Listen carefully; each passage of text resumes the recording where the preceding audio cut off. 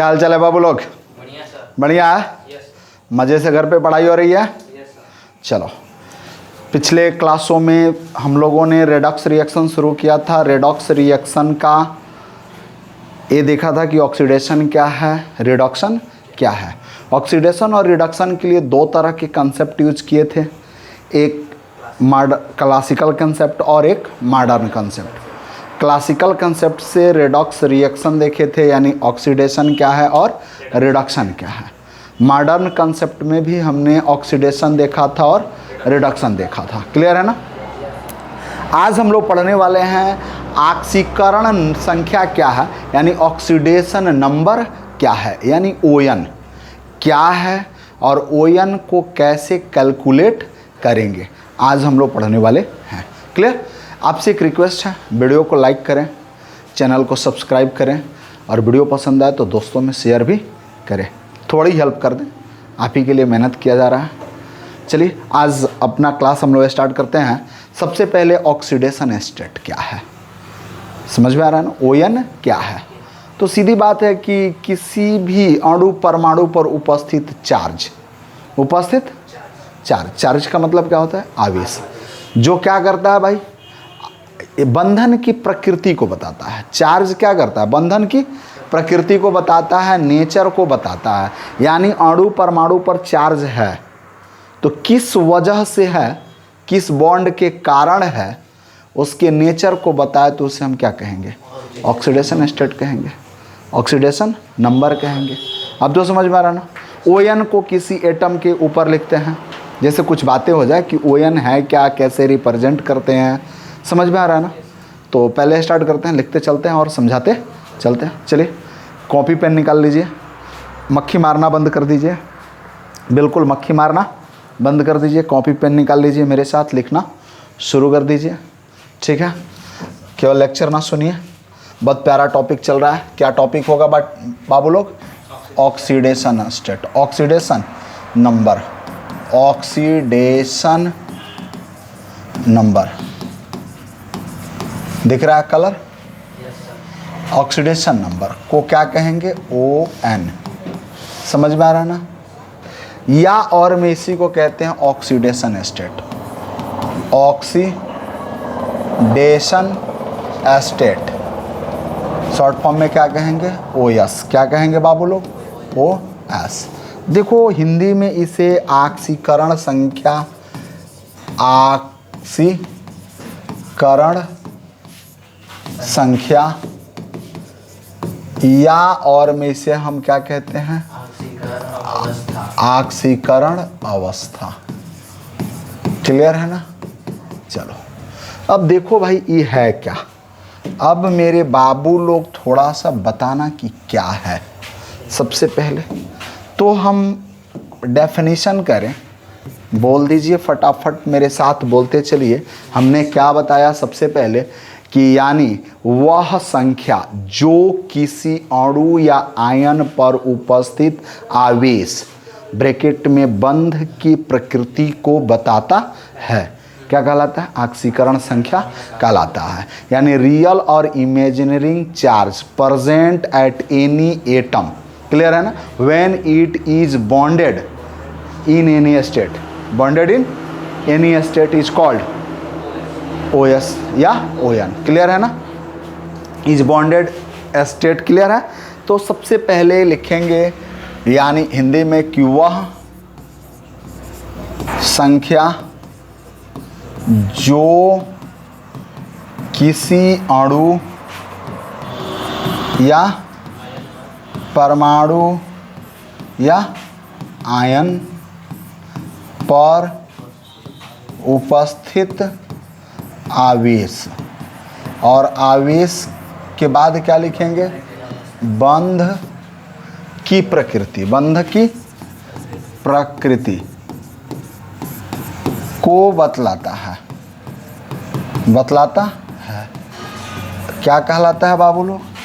ऑक्सीकरण संख्या या अवस्था कहलाता है,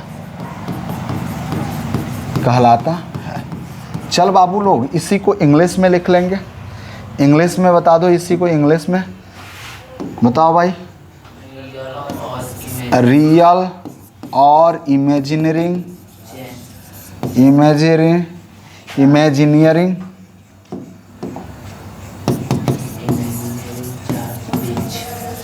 charge is present at atom और आयन। क्लियर है ना?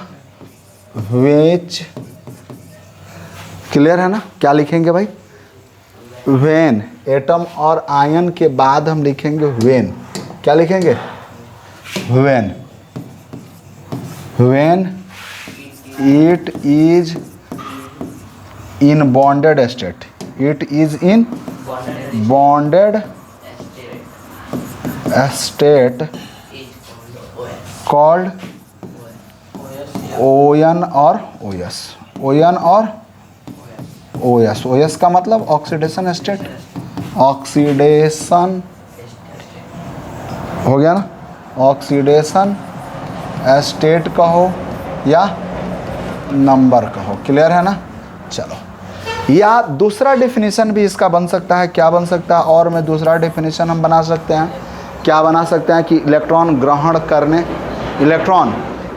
करने या क्या कर सकते हैं भाई, त्यागने पर किसी परमाणु पर उत्पन्न आवेश को, यानी इलेक्ट्रॉन ग्रहण करने या इलेक्ट्रॉन त्यागने। देखो भाई, कह रहा है कि इलेक्ट्रॉन ग्रहण करने या त्यागने। अच्छा, त्यागने को क्या कह सकते हैं भाई?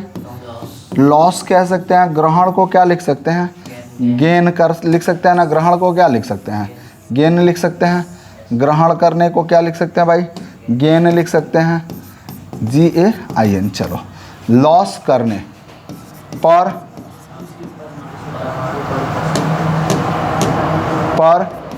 किसी परमाणु पर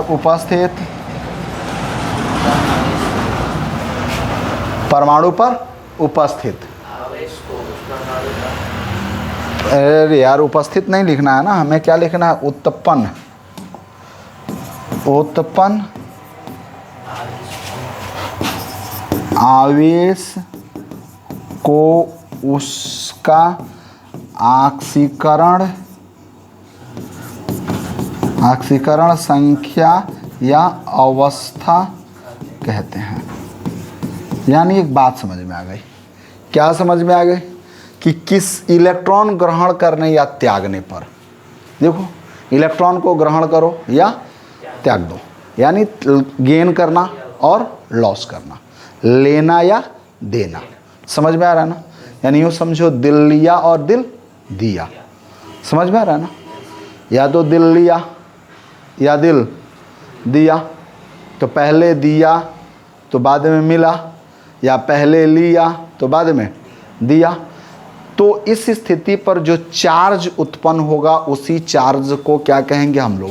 ऑक्सीकरण स्टेट, ऑक्सीकरण संख्या कहेंगे।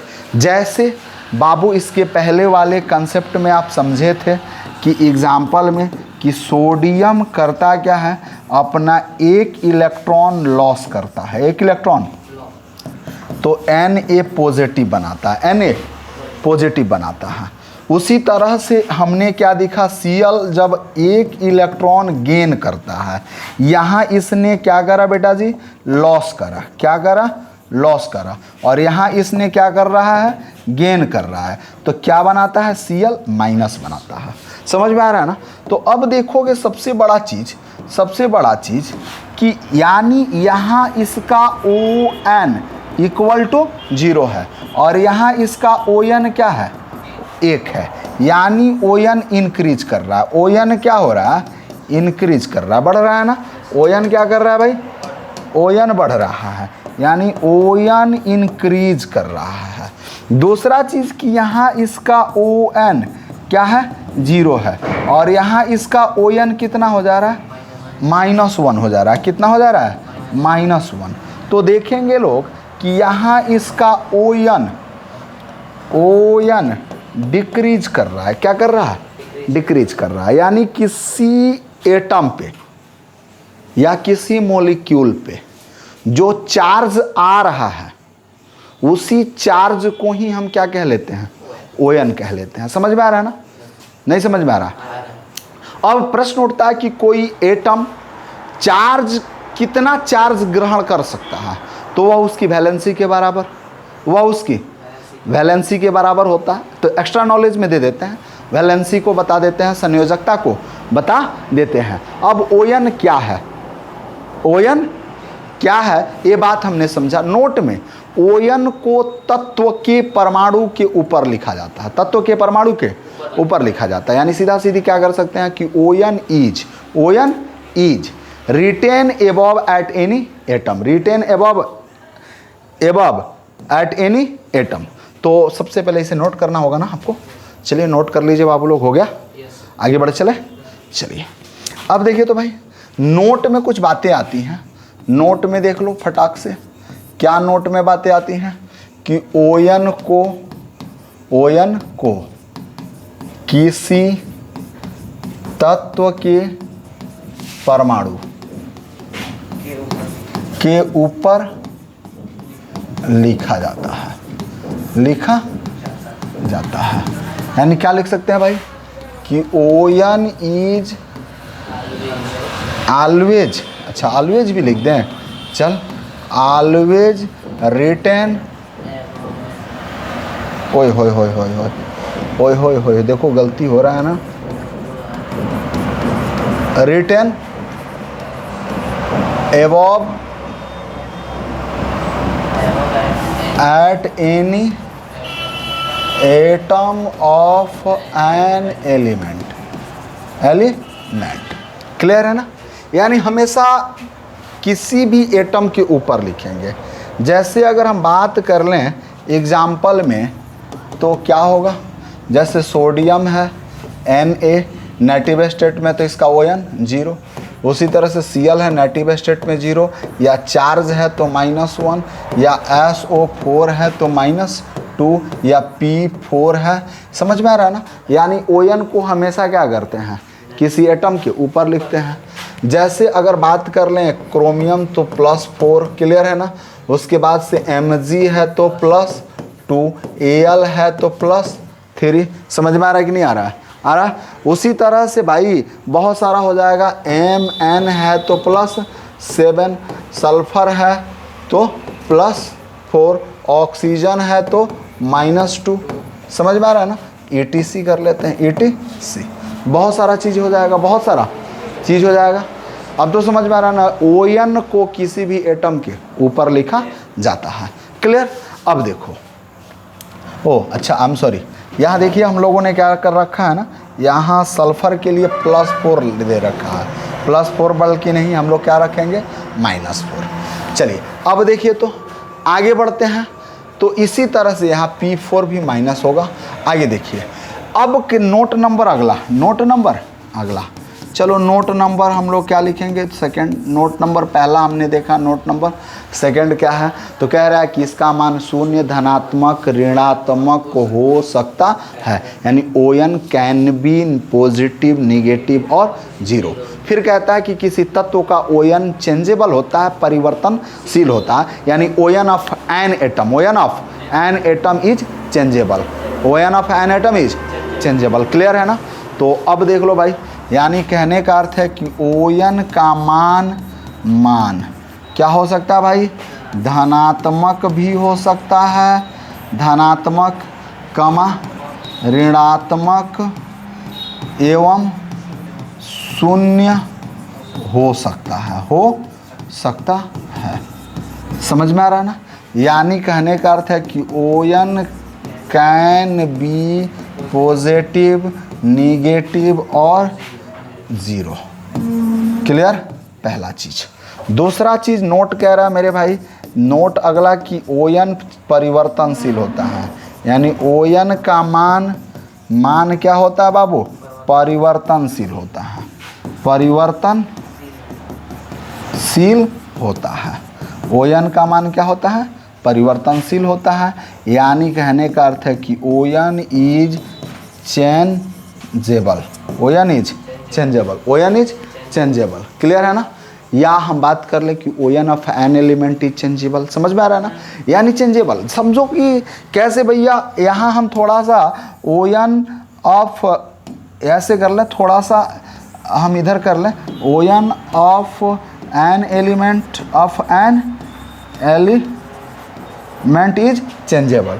अब देखो भाई एग्जाम्पल में सेम एलिमेंट का ओएन बदल सकता है। समझ में आ रहा है ना, सेम एलिमेंट का मतलब समान तत्व, एक ही तत्व का ओएन, केवल संदर्भ बदलेगा, पोजीशन बदलेगा तो वो बदल जाएगा। जैसे FeCl2 ले लिया, FeCl2 ले लिया, FeCl2 ले लिया और FeCl3 ले लिया।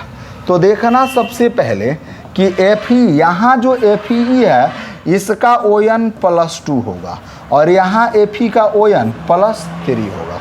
देख लो भाई, तो यानी यहाँ हमें क्या देखने को मिल रहा है कि जो Fe का ओएन है वह क्या हो सकता है भाई, +2 भी हो सकता है और +3 भी हो सकता है।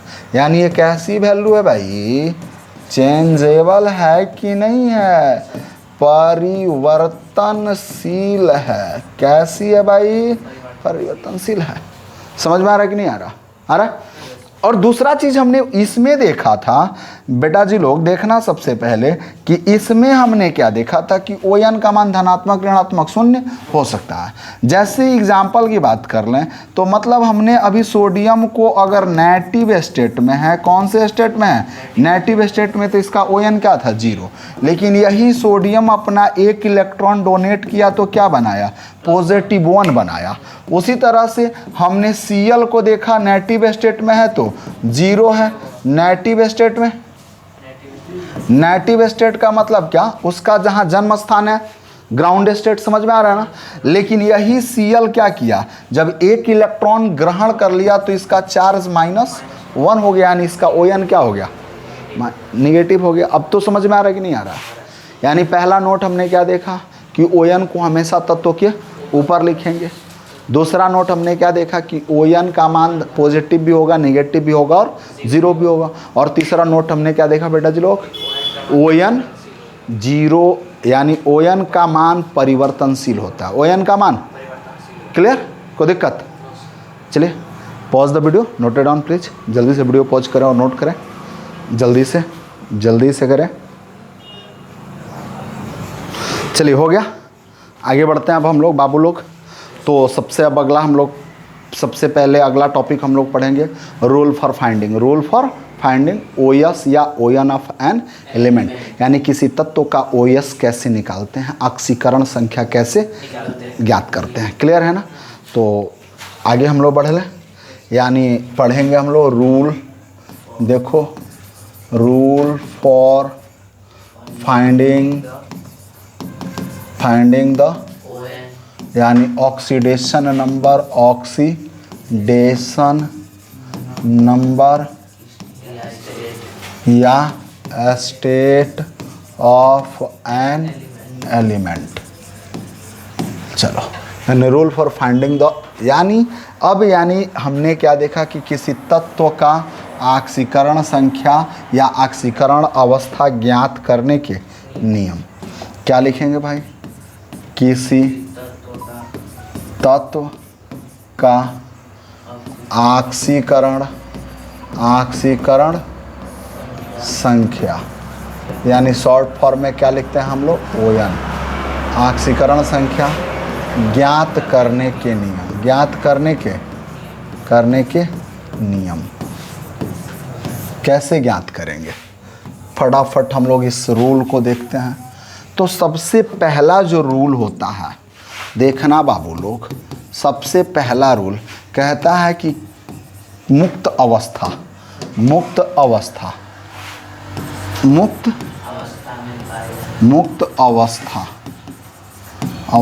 में पाए जाने वाले तत्वों का ओएन शून्य माना जाता है। क्लियर है ना। यानी ओएन ऑफ फ्री एलिमेंट और में नेटिव एलिमेंट, क्लियर है ना, इज 0, यानी फ्री एलिमेंट का ON क्या होता है भाई, 0 होता है। फ्री एलिमेंट और नेटिव एलिमेंट इज 0, यानी किसी भी तत्व का ON मुक्त अवस्था में जो होगा, स्वतंत्र अवस्था में होगा, समझ में आ रहा है ना, जो किसी से कंबाइंड नहीं होगा, जो जहाँ से ऑब्टेंड होके आया, सिर्फ उसका ON क्या माना जाएगा, 0 माना जाएगा। जैसे एग्जाम्पल में देखोगे, एग्जाम्पल में तो बात एग्जाम्पल की आती है, तो सोडियम नेटिव स्टेट में 0, मैग्नीशियम नेटिव स्टेट में 0, लिथियम नेटिव स्टेट में 0, क्लोरीन नेटिव स्टेट में 0, मैग्नीशियम तो लिख चुके हैं ना। चलो, ऑक्सीजन नेटिव स्टेट में 0, उसी तरह से नाइट्रोजन नेटिव स्टेट में 0। समझ में आ रहा कि नहीं आ रहा, यानी नेटिव स्टेट में है तो 0 है। ETC लिख सकते हैं, या पोटेशियम नेटिव स्टेट में 0, उसके बाद कैल्शियम नेटिव स्टेट में 0, ETC। यानी किसी भी तत्व का नेटिव स्टेट में उसका ON क्या होगा, 0 होगा। समझ में आ रहा है ना। और भी लिख सकते हैं आप, ठीक, बहुत सारा एलिमेंट होता है, कोई दिक्कत नहीं है। अच्छा, और लिख दें, चलिए और भी लिख सकते हैं हम। क्या लिख सकते हैं भाई, और भी लिख सकते हैं, फास्फोरस का लिख सकते हैं। अब फटाफट देख लीजिए तो, यानी P4 का 0, उसके बाद Br2 का 0, एल्युमिनियम का 0, Fe का 0, आयोडीन का 0, सल्फर का 0, ठीक है ना, हो गया। रहने देते हैं, हाँ, ETC कर लेते हैं।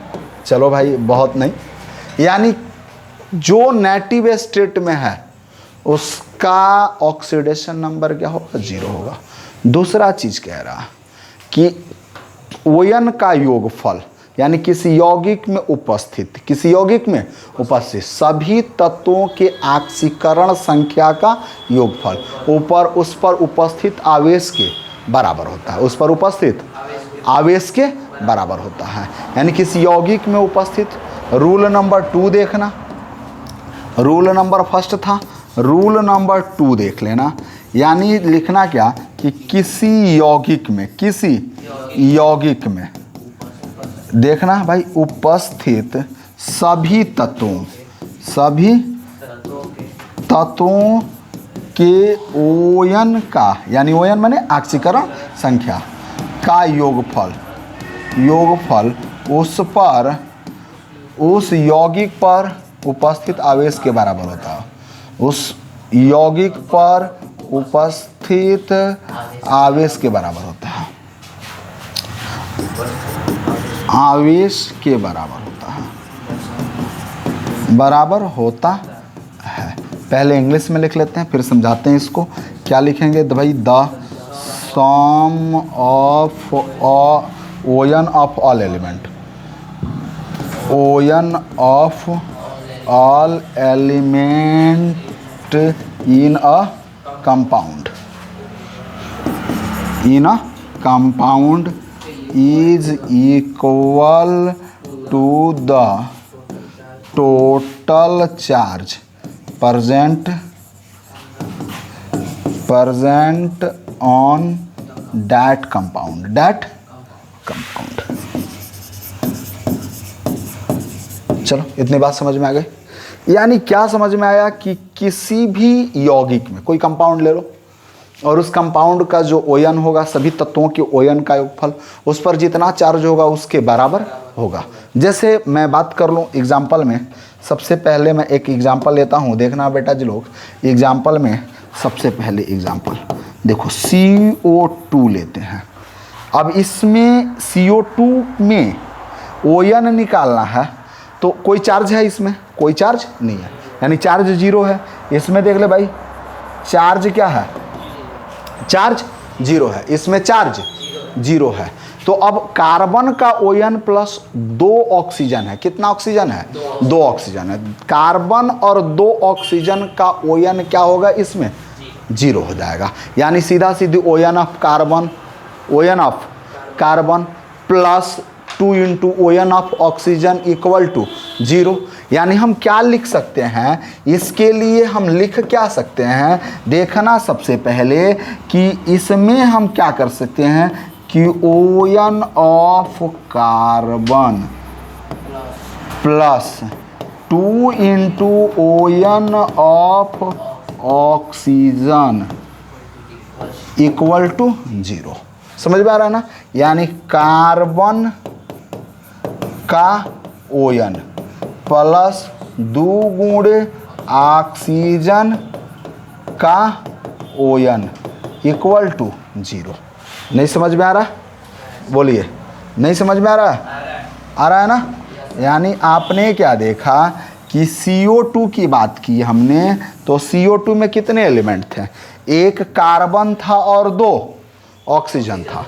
तो कार्बन का ON प्लस 2 गुणे ऑक्सीजन का ON इक्वल टू 0। क्यों? क्योंकि इस पर कोई चार्ज नहीं है। समझ में आ रहा ना। उसी तरह से और भी बहुत सारे एग्जाम्पल होंगे। जैसे मैं बात कर लूँ एग्जाम्पल नंबर 2 की, एग्जाम्पल नंबर 2 की किसकी बात कर लूँ भाई, एग्जाम्पल नंबर 2 की बात कर लूँ। चलोगे देखोगे एग्जाम्पल नंबर 2 की मैं बात कर लूँ तो SO4 - 2 चार्ज। तो इसमें हम क्या कर सकते हैं बाबू लोग, इसमें हम यही कर सकते हैं कि ON of sulphur plus 4 into यानी 4 into ON of oxygen clear है ना, इक्वल टू -2।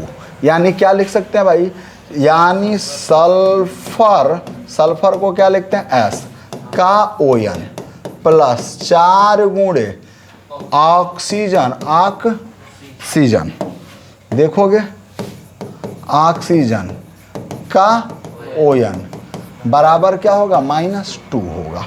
नहीं समझे क्या, बोलो नहीं समझे। यानी ये बात समझ में आ रही है आपको। चलिए, कुछ लोग सोच रहे हैं सर पीछे वाला तो लिखिए नहीं, लिख लीजिएगा अभी, हम मौका दे रहे हैं आपको, ठीक है, परेशान होने की ज़रूरत नहीं है, दिल थाम के बैठिए, सब कुछ आपको समझा दे रहे हैं। चलिए अगला देखिए। तो अब मैं बात करूं एग्जाम्पल नंबर 3 की, एग्जाम्पल नंबर 3 की। तो एग्जाम्पल नंबर 3 में हम क्या ले लेते हैं, NH4 प्लस का ले लेते हैं, ठीक है। तो अब देखो तो NH4 प्लस का, NH4 प्लस का, यानी हमने क्या किया भाई, NH4 प्लस लिया, NH4 प्लस। यानी इसका देखेंगे तो क्या देख सकते हैं भाई कि ON ऑफ नाइट्रोजन, ठीक है ना, प्लस क्या करेंगे 4 इंटू ON ऑफ हाइड्रोजन, लिख सकते हैं कि नहीं लिख सकते हैं, इक्वल टू क्या हो सकता है बाबू, +1। यानी नाइट्रोजन को क्या लिखेंगे N का ON प्लस 4 इंटू हाइड्रोजन का ON, क्लियर है ना, इक्वल टू +1 होगा। यानी अब तो बातें समझ में आ रही हैं कि नहीं आ रही हैं, आ रही है पक्का। यानी जो भी चार्ज होगा, चार्ज हो भी सकता है, चार्ज नहीं भी हो सकता है। जैसे पहले हमने एग्जांपल लेके दिखाया आपको कि CO2 पर चार्ज नहीं है, CO2 पे चार्ज, दूसरे पे हमने चार्ज दिखाया कि -2 है, तीसरे पर +1 चार्ज है, +1 चार्ज है। समझ में आ रहा है ना, +1 चार्ज है।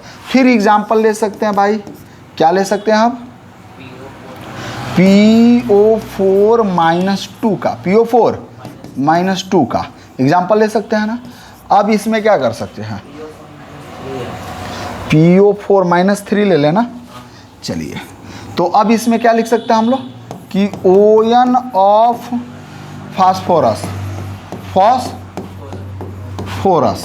ON of phosphorus plus 4 into ON of oxygen, clear है ना, इक्वल टू -3 कर सकते हैं, इक्वल टू -3 लिख सकते हैं। यानी लिखेंगे बाबू लोग फास्फोरस, क्लियर है ना, फास्फोरस पी, फास्फोरस को किससे डिनोट करते हैं भाई? पी से। का ओयन, ओयन समझ रहे हैं ना, ऑक्सीकरण नंबर, ऑक्सीकरण संख्या, ऑक्सीकरण नंबर। और फिर क्या लिखेंगे? 4 इंटू ओयन ऑफ, अरे इंग्लिश में नहीं लिखना है ना, हिंदी में लिखना है, ऑक्सीजन का ओयन इक्वल टू -3, इक्वल टू -3 लिख सकते हैं, लिख सकते हैं ना कि नहीं लिख सकते हैं? बोलिए, हाँ लिख सकते हैं ना? पक्का? कोई दिक्कत? इतनी बात समझ में आ रही है? तो आप सबसे पहले वीडियो पॉज करें और पीछे वाला लिखें थोड़ा सा। चलिए पीछे वाला लिख लीजिए, उसके बाद आगे एग्जाम्पल लिखते हैं हम लोग। वीडियो पॉज कीजिए, फटाक से लिखिए जल्दी से। हो गया बाबू लोग? चलिए आगे वाला भी लिख लें आप लोग फटाक से, आगे वाला एग्जाम्पल।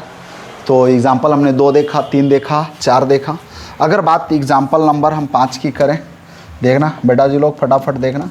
अगर हम बात एग्जाम्पल नंबर 5 की करें, और एग्जाम्पल नंबर 5, सबसे पहले एग्जाम्पल नंबर 5 ध्यान से देखिए, इधर बदमाशी छोड़िए और देखिए। अगर बात कर लें, जैसे हमने ले लिया H2O या कुछ भी H2SO4 या NaCl या कुछ भी, कोई भी कंपाउंड, दुनिया का कोई भी कंपाउंड, क्लियर है ना, FeCl3 या जो भी, जब भी आपके दिमाग में चल रहा है, जैसे MgSO4 का चल रहा है, MgO का चल रहा है, जो भी आपके दिमाग में चल रहा है, समझ में आ रहा है ना? ठीक है, हाँ क्या, हाँ बताइए, CaCO3 का चल रहा है, कुछ भी, यानी सब पे चार्ज क्या है? 0 है। यानी यहाँ देखोगे कि सब पे चार्ज का मान क्या है भाई? सब पे चार्ज क्या है? 0 है। समझ में आ रहा है ना? तो यानी सबका, यानी 2 इंटू H का ओयन प्लस O का ओयन इक्वल टू क्या हो जाएगा? 0। इसमें क्या लिखेंगे? 2 इंटू H का ओयन प्लस S का ओयन प्लस 4 इंटू O का ओयन इक्वल टू क्या हो जाएगा? 0। समझ में आ रहा है ना? इसमें क्या लिखेंगे भाई? N का ओयन, Na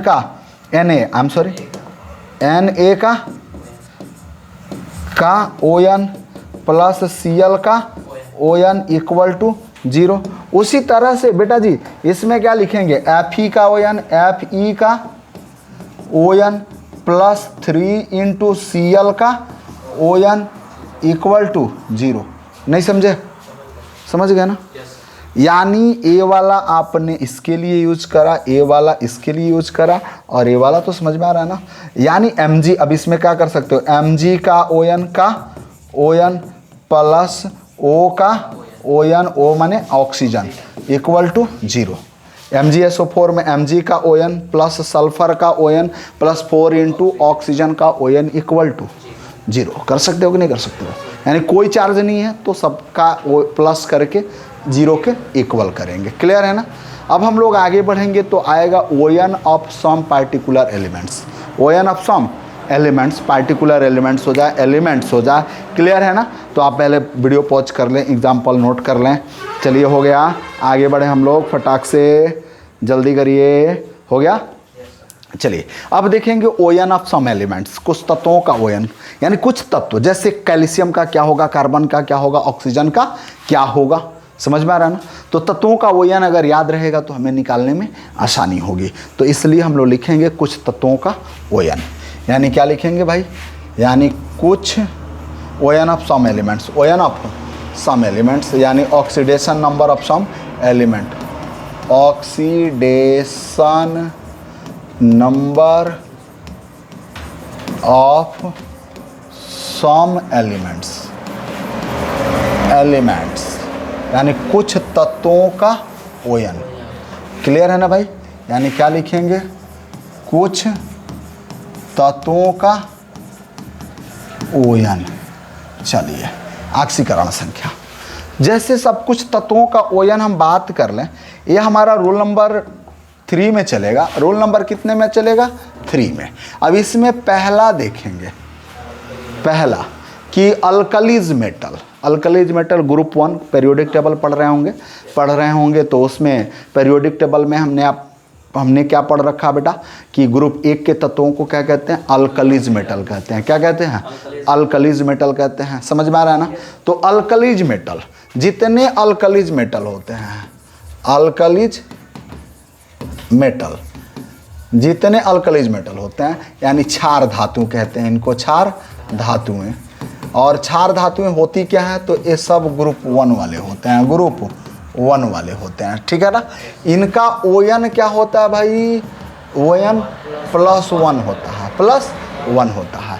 यानी जितने अल्कलीज मेटल हैं, ध्यान देना, जितने अल्कलीज मेटल हैं, अल्कलीज मेटल का ओयन क्या मानोगे आप, +1 मानोगे। जैसे देख लो भाई, ग्रुप 1 में क्या क्या आएगा, सोडियम आएगा, Na आएगा, ठीक है, लिथियम आएगा, पोटेशियम आएगा, रुबिडियम आएगा, सीजियम आएगा, सीजियम को CS लिखना है ना, CS आएगा और फ्रेंसियम आएगा।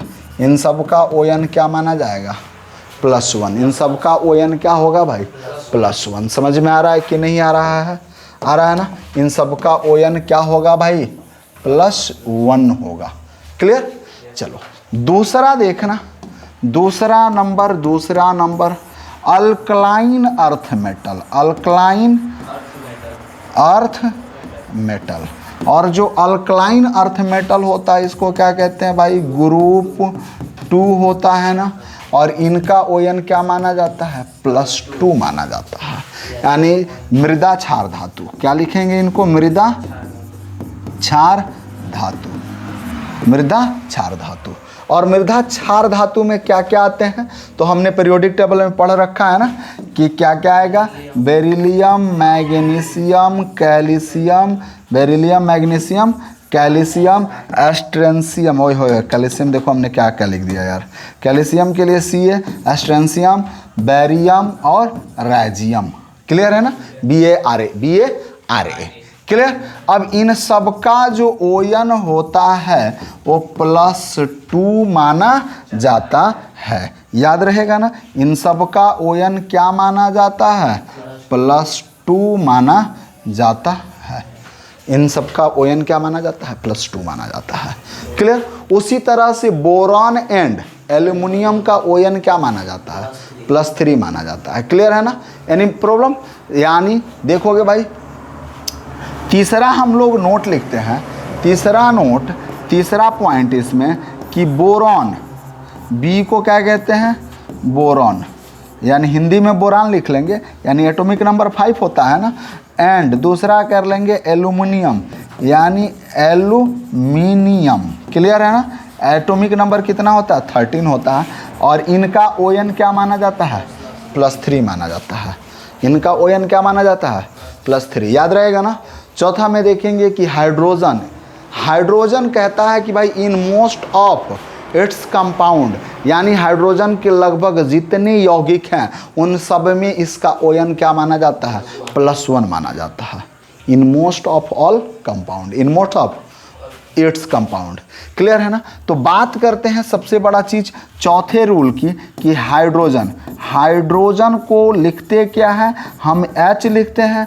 कहता है भाई कि in most of its compound, its compound, यानी कहने का अर्थ है कि इसके यौगिकों में, इसके यौगिकों में। क्लियर है ना। यानी H का ओयन क्या माना जाएगा, +1। क्या माना जाएगा, +1। समझ में आ रहा है। यानी मोस्ट ऑफ इट्स कंपाउंड, यानी इसके यौगिकों में इसका ओयन क्या माना जाएगा, +1 माना जाएगा। जैसे भैया एग्जाम्पल की बात करें, एग्जाम्पल की बात करें तो क्या एग्जाम्पल आएगा भाई कि HF, यानी बहुत सारा LiH, LiH, KH। क्लियर है ना।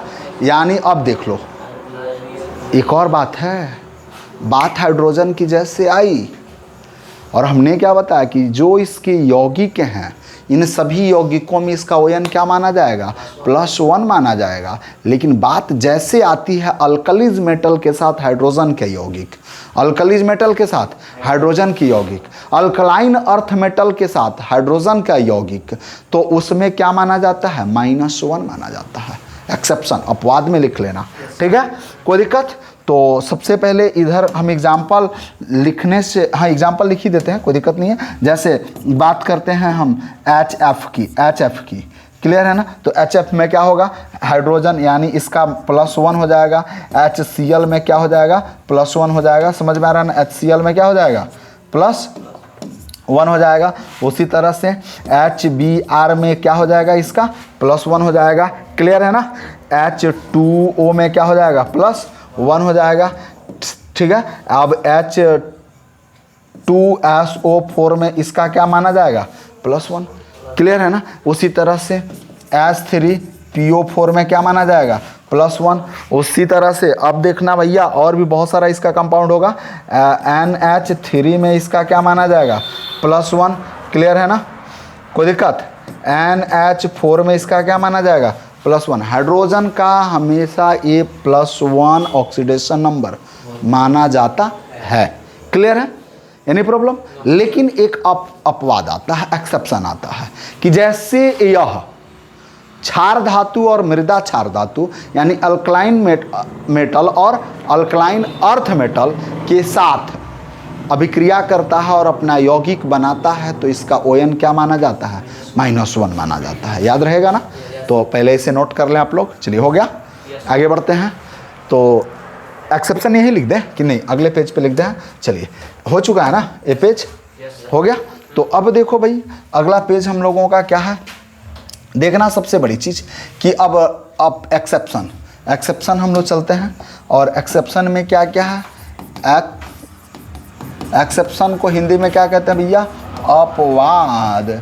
और अपवाद में क्या आएगा बाबू मेरे, जल्दी से बताइए। तो सबसे पहले हम क्या बनाएंगे, LiHKH, उसके बाद से ओए होए होए होए होए, पहले NaH बना लेते हैं, NaH, KH, RBH, क्लियर है ना, RBH। उसके बाद BeH2, MgH2, उसके बाद से CaH2, उसके बाद से SrH2, उसके बाद से BaH2, क्लियर है ना।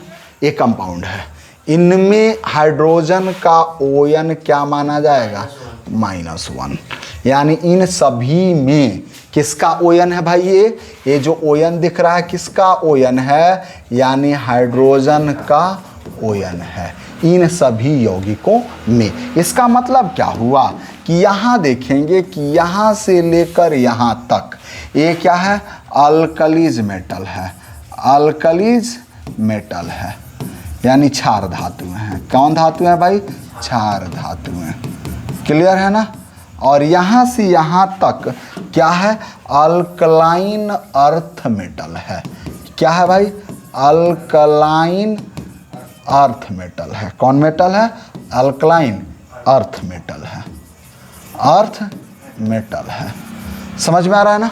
तो यानी मृदा क्षार धातु है। क्या है बाबू, मृदा क्षार धातुएं हैं। तो इसका ओएन क्या माना जाएगा भाई, यानी -1। और इसमें भी इसका ओएन क्या होगा, -1। किसका ओएन, H का ओएन, समझ में आ रहा है ना, कोई दिक्कत। तो यानी आपने क्या देखा कि आप अब कह सकते हैं कि अल्कलाइन मेटल यानी ग्रुप 1 के तत्व तथा ग्रुप 2 के तत्वों के यौगिकों के साथ हाइड्रोजन का ओएन -1 माना जाता है।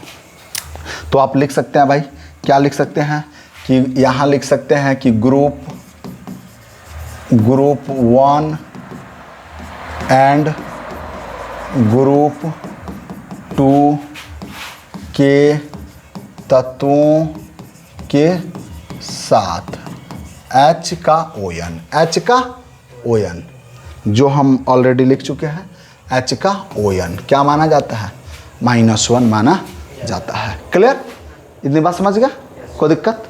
चलिए अब आगे बढ़ते हैं। तो ऑक्सीजन कह रहा है कि in most of its compound, in modes of its compound, यानी अधिकांश ऑक्सीजन का अधिकांश यौगिकों में, अधिकांश यौगिकों में। अब यानी हमने यहाँ कितना नंबर पढ़ा था भाई?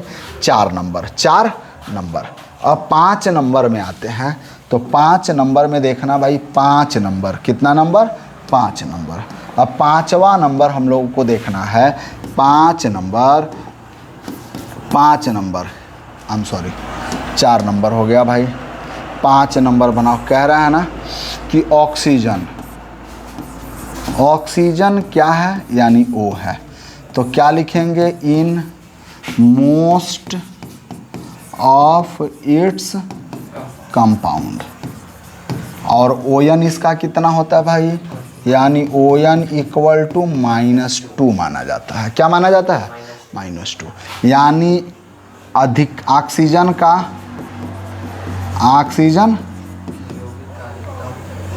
ऑक्सीजन का अधिकांश यौगिकों में, अधिकांश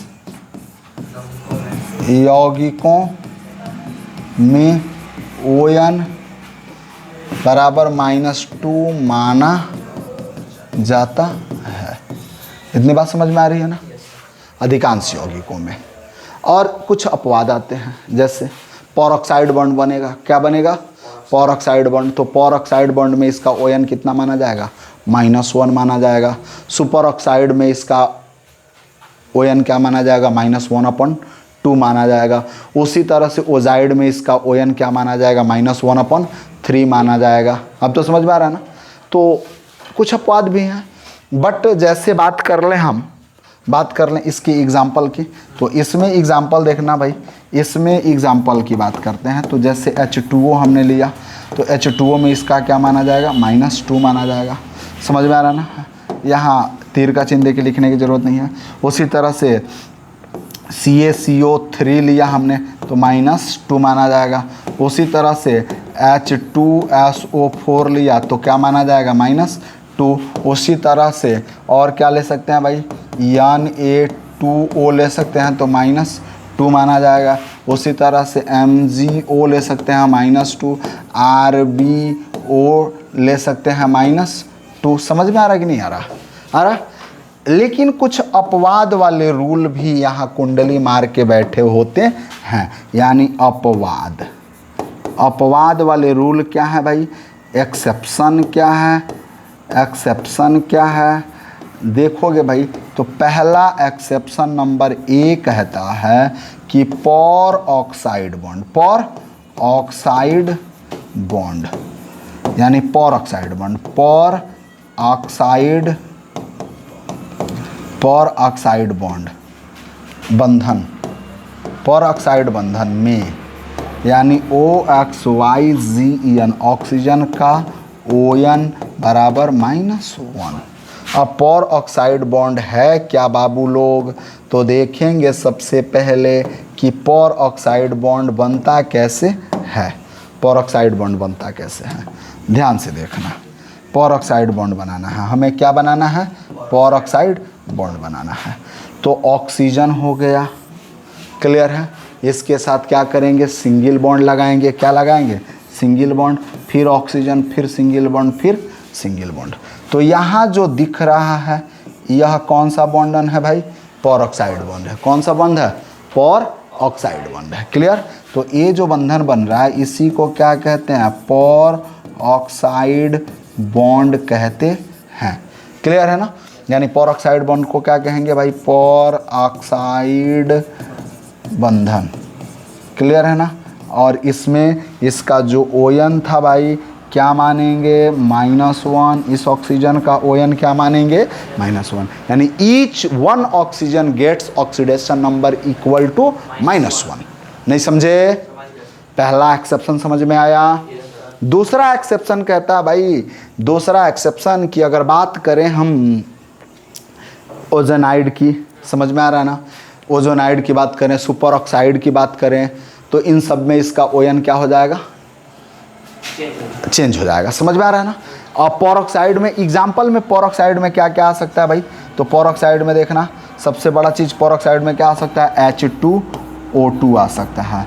उसके बाद से क्या आ सकता है भाई, N2O2 आ सकता है। पेरोक्साइड में क्या आ सकता है, Na2O2, I am sorry N2 नहीं, Na2O2, क्लियर है ना, Na2O2, क्लियर। अब H2O2 कैसे लिखेंगे हम, तो H2O2 का स्ट्रक्चर कैसे लिखेंगे, देखना इधर, यानी एक H फिर O फिर O फिर H, हो गया।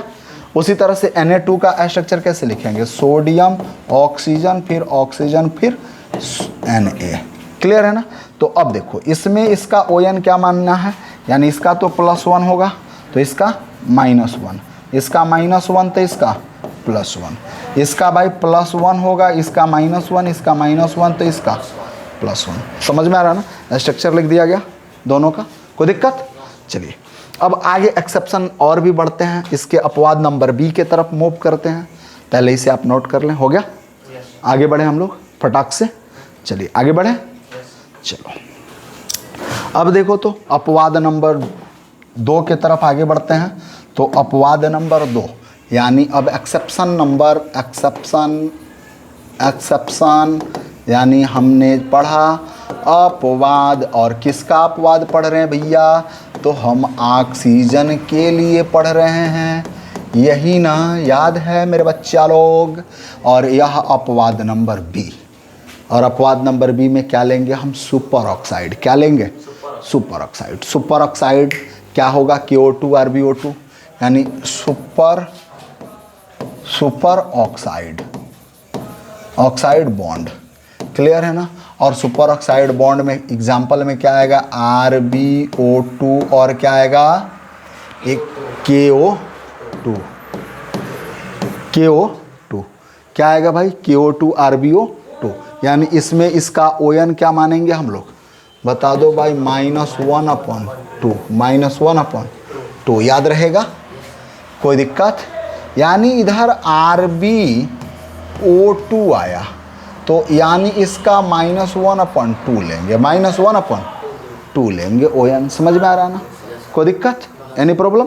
चलो अब निकालेंगे कैसे, इसका ON निकालेंगे कैसे, तो हमने क्या देखा, RbO2 देखा, ये कोई चार्ज है इस पर नहीं है, तो बराबर क्या मान लेंगे, 0। अब Rb + 2 × O2, तो ऑक्सीजन का क्या मानना है, -1 मानना है, /2 = 0। अब Rb + 2 से कट जाएगा भैया, क्या बचेगा, हाँ बोलो क्या बचेगा, -1 बचेगा, -1 = 0, तो Rb = क्या होगा, +1 हो जाएगा ना, नहीं समझे। अच्छा क्या RB का अभी पढ़ क्या है ना कि ये अल्कलाइन अर्थ मेटल होता है, आई एम सॉरी, ये अल्कलीज मेटल होता है, क्या होता है, अल्कलीज मेटल होता है। और अल्कलीज मेटल का ON क्या आया था, +1 है कि नहीं है, समझ में आ रहा है ना, कोई दिक्कत। चलो तीसरा नंबर देख लो भाई, तीसरा नंबर हम लोग पढ़ लें, तीसरा नंबर फटाफट बता दो मेरे भाई लोग।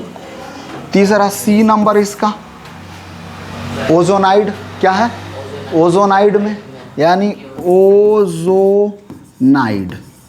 ओजोनाइड में, ओजोनाइड क्या बनेगा, KO3, पोटेशियम ओजोनाइड KO3 में ON क्या मानना है, -1/3 मानना है, समझ में आ रहा है कि नहीं आ रहा है। अब देख लो जैसे KO3 देखना भैया, सबसे बड़ा चीज़ हमने क्या लिया, KO3, कोई चार्ज है नहीं, K + 3O = 0। अब देखो यानी K + 3O, तो 3 -1 क्या लिखना है, -1/3, 3 से 3 कटेगा, 0 उधर जाएगा, तो K का क्या आएगा, +1। क्या अभी पढ़ क्या है ना, कि नहीं पढ़ क्या है, क्लियर है ना। इन कंपाउंड ऑफ F, फ्लोरीन के कंपाउंड में हाइड्रोजन का ही चल रहा है, यानी हाइड्रोजन का कह रहे हैं, ऑक्सीजन का चल रहा है, किसका अपवाद चल रहा है, ऑक्सीजन का। तो अपवाद number D, in compound of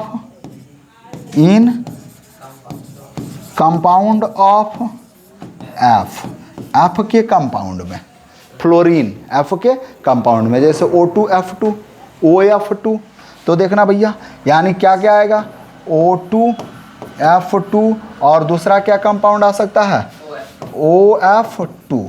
अच्छा, O2F2 में क्या होगा, +1 और OF2 में क्या होगा, +2।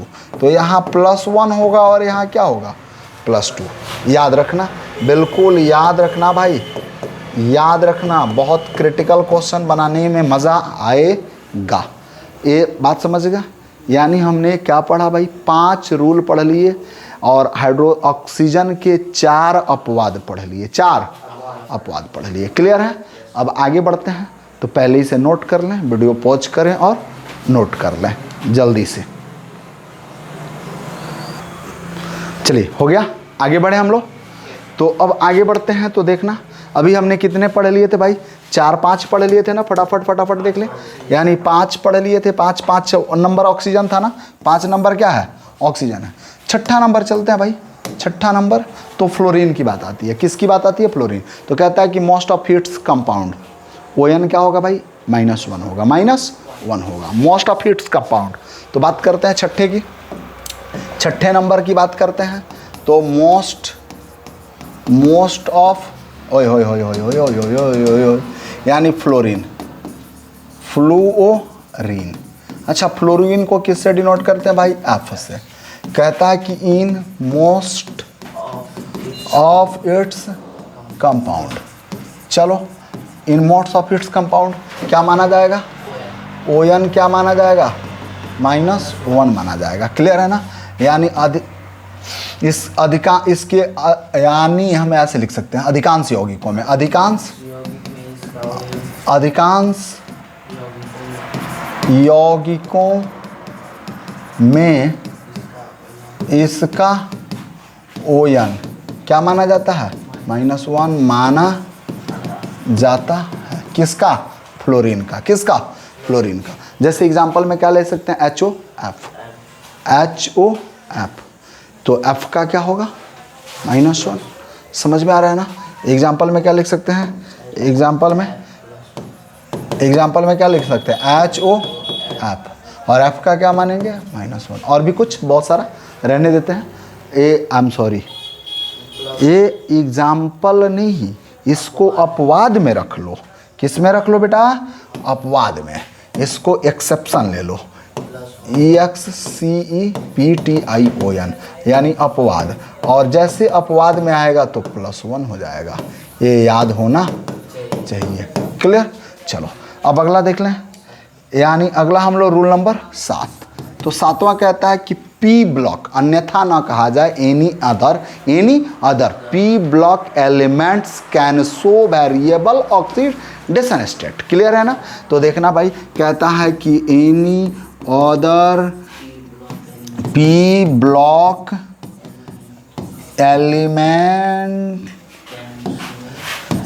Elements can show variable oxidation state.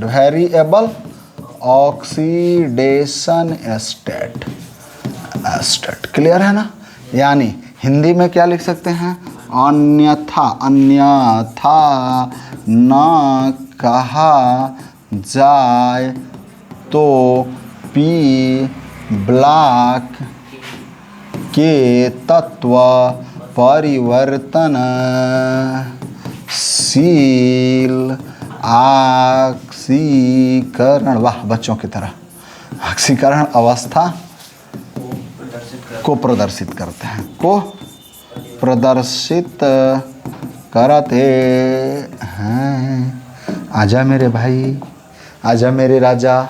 देखना भाई, इसका ट्रिक निकालते हैं। क्या निकालते हैं, इसके लिए एक ट्रिक यूज करते हैं। क्या ट्रिक यूज करते हैं, तो देख, P ब्लॉक के लिए निकालना है तो हमेशा याद रखना, क्लास 12th में भी मज़ा आएगा। अभी याद रखेगा तो क्लास 12th में भी मज़ा आएगा। P ब्लॉक के लिए भैया क्या, तो पहले तो GP नंबर क्या लिखना भाई, GP number -18, GP -18 is less than equal to ON is less than equal to GP number -10, यानी GP नंबर -10 और ध्यान से देखना, इसको याद रखेगा तो सबसे पहले इसको जीपी को क्या लिख सकता है, GROUP ग्रुप नंबर, क्या लिख सकता है, ग्रुप नंबर, NUMBER। फिर यहाँ ON का मतलब ऑक्सीडेशन नंबर, क्या लिख सकता है, ऑक्सीडेशन नंबर। फिर यहाँ GP का मतलब ग्रुप नंबर, क्या लिख सकता है, ग्रुप नंबर लिख सकता है, ग्रुप नंबर। यानी वर्ग की संख्या, फिर क्या लिखेगा, ऑक्सीकरण संख्या, और फिर क्या लिखेगा, वर्ग की संख्या लिख सकता है ना। नहीं समझ में आ रहा है पक्का, दिख रहा है ना कलर। तो एक एग्जाम्पल देख ले भैया, एक एग्जाम्पल देख ले, प्यारा सा एग्जाम्पल कहता है कि SKON का रेंज निकालें। यानी सल्फर KON का रेंज का मतलब भाई परिसर, क्या निकालना है, परिसर ज्ञात करें। यानी S के रेंज, तो S देखो कौन से ग्रुप का तत्व है, सल्फर ग्रुप 16 का तत्व है, क्या है, ग्रुप 16 का तत्व है। तो क्या निकालेंगे भाई, सबसे पहला बात कि हमको यह पता होना चाहिए कि यानी S यानी सल्फर कौन से ग्रुप का तत्व है, ग्रुप 16 का तत्व है, इसलिए ON का रेंज यानी ग्रुप 16, तो GP -18 यानी GP 16 -18, और फिर क्या होगा बाबू, ON होगा, क्या होगा, ON, फिर इज इक्वल टू क्या होगा, 16 -10। यानी इससे क्या निकल कर आया बच्चा जी, क्या निकल कर आया, कुछ तो आया ना, क्या आया, 16 में से घटाइयो तो कितना आएगा, यानी -2 कितना, +6, यानी -2 से लेकर +6 तक SKON का रेंज होता है। यानी इसका मतलब क्या हो गया कि अगर लिखना हो तो -2 -1 0 2 +1 +2 +3 +4 +5 +6 हो सकता है। यानी किसका, सल्फर के OS का रेंज। अब नाइट्रोजन के ON की गणना करें, यानी नाइट्रोजन के ON के रेंज की गणना करें, नाइट्रोजन के ON की गणना करें। तो अब और भी एग्जाम्पल हो सकता है, ये पहला एग्जाम्पल रहा। आप HW में ले लोगे, HW में क्या लोगे कि नाइट्रोजन के ON की गणना करें। कैसे निकालेंगे नाइट्रोजन, अब हम आंसर में हल्का सा हिंट दे देते हैं आपको, हिंट देते हैं, क्या हिंट देते हैं कि N नाइट्रोजन वर्ग कौन सा वर्ग का तत्व है भाई, वर्ग 15 का तत्व है, तो आप क्या कर लोगे, 15 -18 2 क्या कर लोगे भाई, यानी 15 -10 यानी -3 2 +5 यानी -3 से लेकर +5 तक इसका ON होगा। क्लियर है ना। नाइट्रोजन एग्जाम्पल नंबर 2 में आ गया। एग्जाम्पल नंबर 2 दिख रहा है ना, उधर साइड में कर्नर में कोपचा में दिख रहा है बच्चा, समझ में आ रहा है, नहीं आया बच्चा, चलो मज़े से पढ़ो। अब आगे बढ़ते हैं हम लोग। तो अगला टॉपिक क्या होगा कि in amalgam ON of metal and Hg both are 0।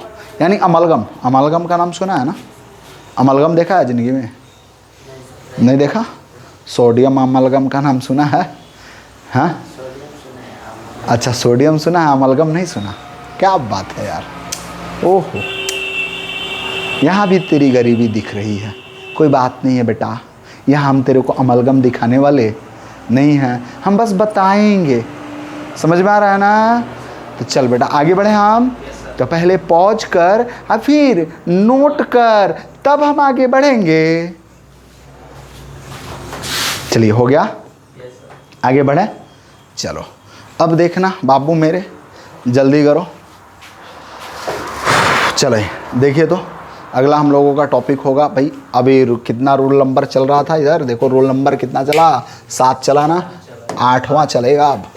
8 number देख लो भैया, 8 number 8 number 8 number 8 number 8 number 8 number कह रहा भाई क्या इन अमलगम, क्लियर है ना, इन अमलगम, क्लियर है ना। O N of metal and Hg both are 0, यानी क्या करेंगे, ओयन ऑफ मेटल, मेटल माने धातु, एंड Hg माने पारा, क्लियर है ना। हिंदी में लिख देते हैं बोथ आर 0, यानी दोनों का 0 होता है, दोनों का 0 होता है। यानी लिख लेंगे कि अमलगम में, क्लियर है ना, धातु एवं Hg यानी पारा दोनों का ओयन 0 होता है, क्लियर है ना, क्लियर। अब जैसे भाई sodium amalgam, zinc amalgam, clear है ना, यानी बात कर लें तो एग्जाम्पल में बात कर लें हम, एग्जाम्पल में क्या लिख सकते हैं भाई, देखो तो सोडियम अमलगम Hg, क्लियर है ना, इसका नाम क्या होगा, सोडियम अमलगम, नाम क्या हो जाएगा, सोडियम अमलगम, सोडियम अमलगम, यानी क्या लिखेंगे हम लोग, सोडियम अमलगम, यानी यहाँ 0 यहाँ 0। उसी तरह से दूसरा एग्जाम्पल ले लेंगे ZnHg, इसको क्या लिखेंगे भाई, जिंक अमलगम, अमलगम यानी जिंक अमलगम, क्या लिखेंगे भाई, जिंक अमलगम, और यहाँ क्या होगा भाई 0, यहाँ क्या होगा 0, क्लियर है ना। बहुत सारा एग्जाम्पल होगा, कोई दिक्कत नहीं, समझ में आ रहा है। अगला देखो, अब 9 नंबर टॉपिक में आएंगे भैया, 9 नंबर, और 9 नंबर क्या कह रहा है, यानी अमलगम, क्लियर है ना, सम अदर आयन, कुछ आयन, कुछ आयन, कुछ अन्य आयन, कुछ अन्य आयन, यानी देखो भाई some other ion, ion, ion से लिख लेते हैं कुछ अन्य आयन, और कुछ अन्य आयन में क्या क्या होगा भाई, कुछ अन्य आयन में देखना, सबसे प्यारा प्यारा आयन ले लेंगे, क्या लेंगे, Cn का -1, Cn का -1 होगा, SO4 का -2 होगा, PO4 का -3 होगा, यानी इसका -1, SO4 -2 चार्ज होगा तो -2, PO4 -3 चार्ज होगा तो -3। याद रहेगा कि नहीं याद रहेगा। रूल नंबर कितना भैया, अब 10, रूल नंबर कितना 10। आइए 10 नंबर में कहता है कि किसी यौगिक में प्रत्येक परमाणुओं की ओयन का योग 0 माना जाता है। किसी यौगिक में देखना, अब कहता है कि किसी, अच्छा रूल नंबर 10 को अगले पेज पे लिख देते हैं, थोड़ा लंबा चौड़ा समझा देंगे, पहले आप इसे नोट कर लें, ठीक है। So pause the video, note it down please, जल्दी से वीडियो पॉज करें और नोट करें। हो गया बाबू लोग, आगे बढ़ें।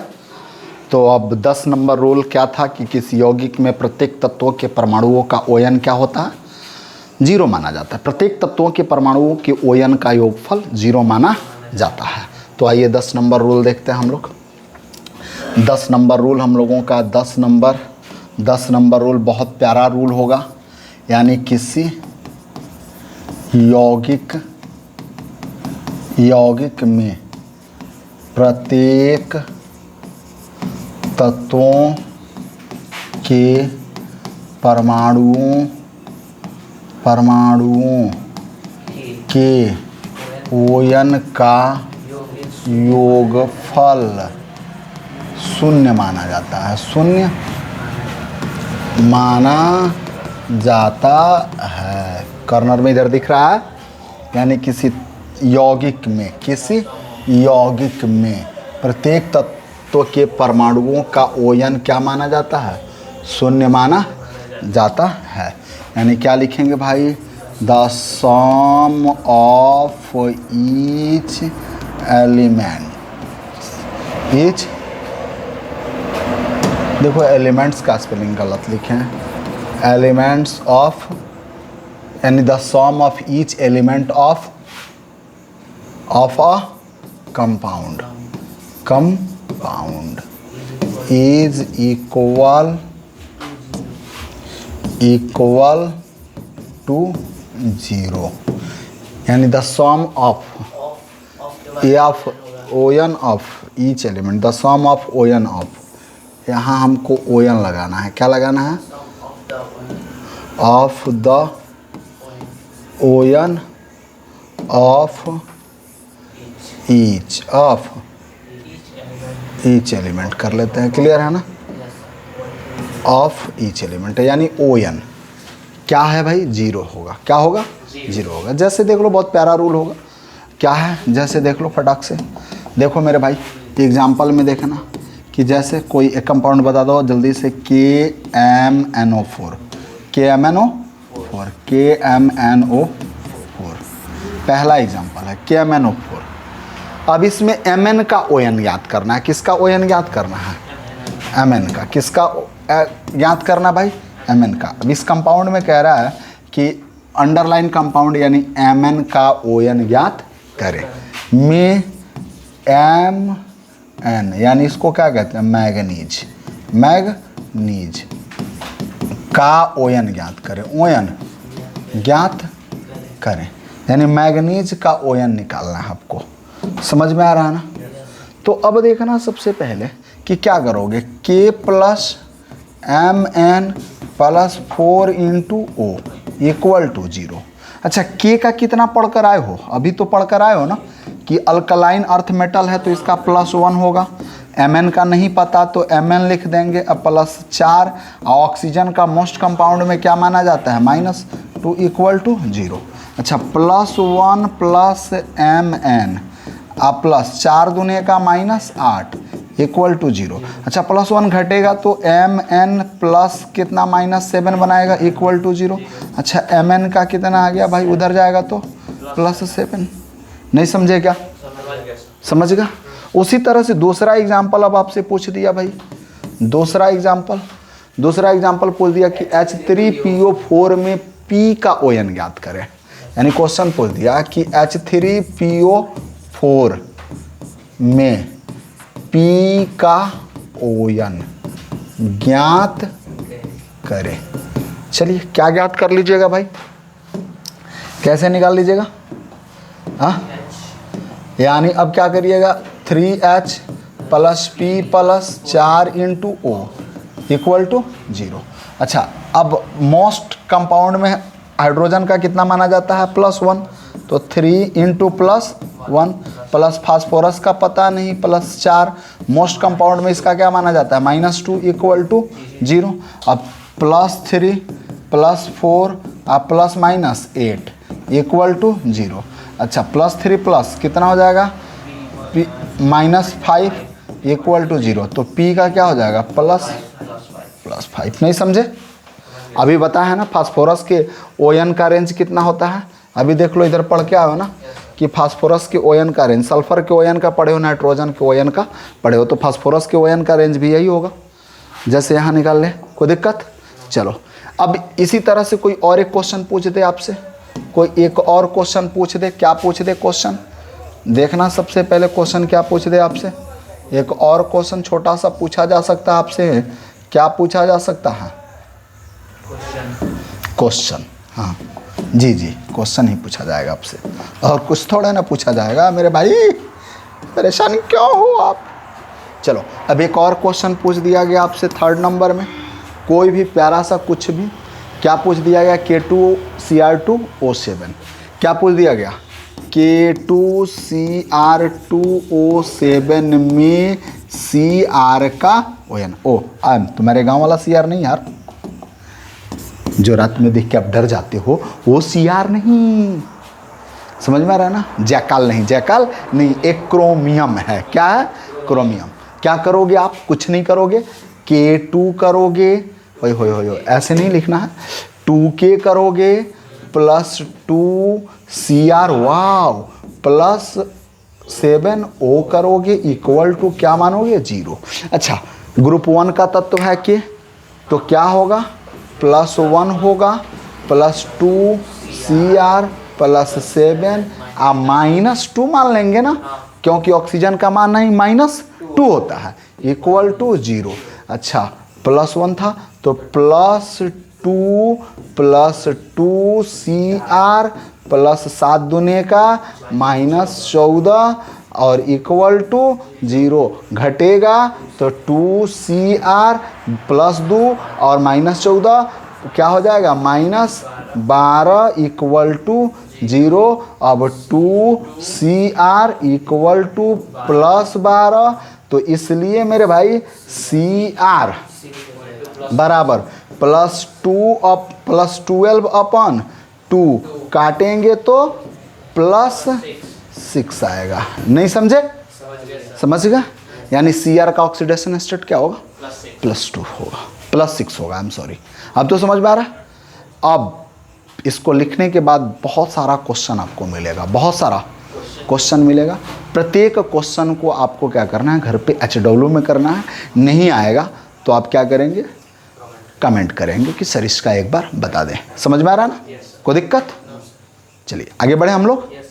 चलिए तो आगे बढ़ते हैं हम लोग, ठीक है।